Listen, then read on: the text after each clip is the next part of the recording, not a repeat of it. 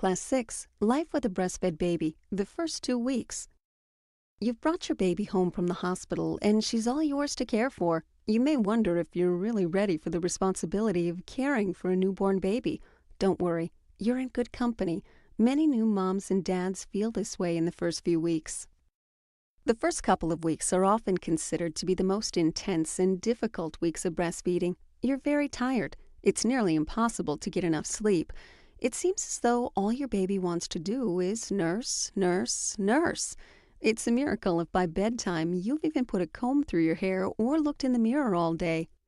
In addition to everything else, you may worry that you are not producing enough milk for your baby. Your breasts may be softer, not as swollen as they were just a few days ago.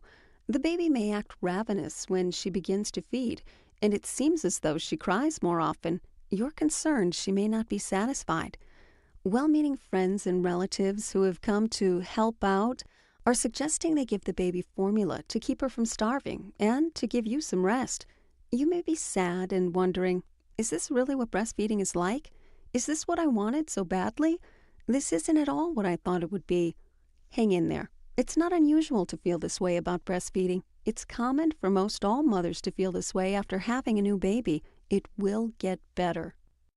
You may still be wondering, how do I know if my baby is getting enough to eat? Did you know the number one reason mothers stop breastfeeding is that they don't think they have enough milk? Have confidence. Your body grew this baby, and your body can feed this baby. In the first few weeks, your baby is just beginning to get used to being on this planet.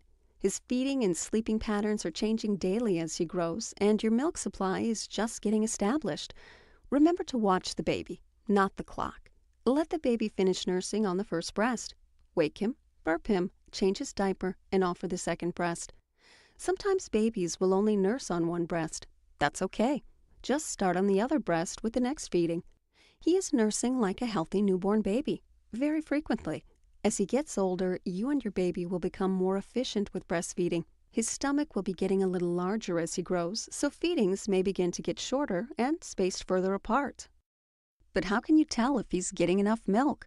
If after 4 days of age your baby breastfeeds 8 to 12 times in 24 hours, has at least 6 wet diapers and 3 or more poopy diapers in 24 hours, and is gaining 4 to 8 ounces a week, then you can be assured that he is definitely getting enough milk. Many mothers find keeping a breastfeeding log of baby's feedings and diapers is reassuring when having concerns about baby's milk intake. As your baby grows, you may notice times when she wants to nurse much more often. These times are referred to as growth spurts. Growth spurts can occur anytime, but are often noticed around 10 days, 3 weeks, 6 weeks, 3 months, and 6 months. Some people may tell you that increased hunger is a sign that you don't have enough milk or that your baby needs formula. Growth spurts or increases in nursing are normal behavior for a breastfed baby. Go ahead and nurse the baby as frequently as he wants to eat, and after 2 or 3 days, you'll notice that he seems more satisfied and that the length and frequency of feedings will decrease. It generally takes a couple of weeks for your breast to get used to the supply and demand principle and to make the amount of milk that your baby needs. Sometimes your breasts may get very full, firm to the touch, or your nipples may flatten, making it difficult for the baby to latch properly. You can express a little milk by hand or pump to soften the area around the nipple and to start the milk flowing. This will make it easier for the baby to latch. Again, don't worry. This is temporary. Try wearing a well-fitting bra between feedings to make yourself more comfortable. Even if you plan to use a breast pump to express your milk, expressing milk by hand is a skill that is helpful for all mothers to learn. The first few times you try to express your milk, you may only get out a few drops of milk. That's okay. Hand expression is a skill that takes practice. Once you get the hang of it, you'll see sprays of milk coming from your breast. You'll soon be an expert. Some women feel that if they combined hand expression with pumping, they're able to get more milk. You may want to give it a try and see what works best for you. You never know when you might need to know how to express milk by hand. It's a skill that really comes in handy if you find yourself separated from your baby at feeding time. Always start with clean hands.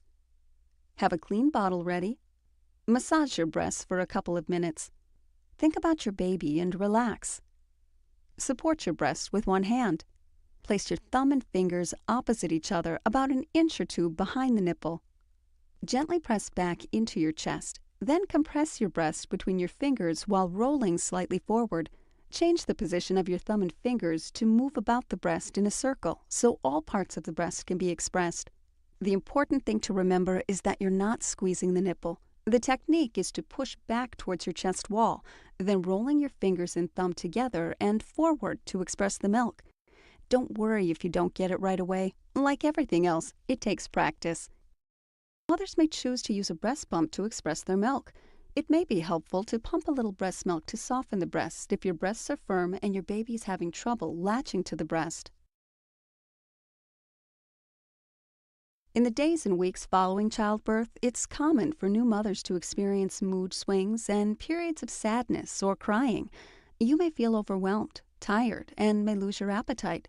Hormonal changes are most likely the cause of these feelings, known as the baby blues.